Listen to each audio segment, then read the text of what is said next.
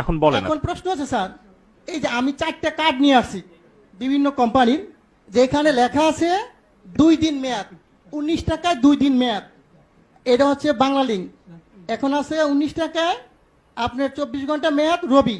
আর Airtel আছে 19 টাকায় 31 দিন 3 দিন মেয়াদ, আর এই গ্রামীণে 2 দিন মেয়াদ। আমার প্রশ্ন হচ্ছে, এই জিনিসগুলো কি স্যার পচা যায়? এটির মেয়াদ থাকবে কেন?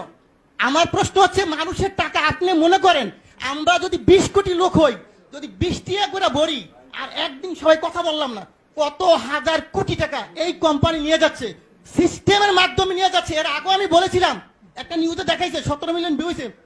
ওদিন থেকে উচিত ছিল এই সিস্টেমটাকে বাংলাদেশে বন্ধ করে দেওয়া। আমি বারবার বলেছি, গরিব মানুষ ভিক্ষা করে, সে 20 টাকা ভরে।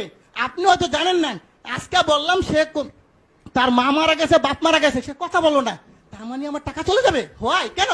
এই গ্রামীণ ফোন কোম্পানি বা অন্য কোনো কোম্পানি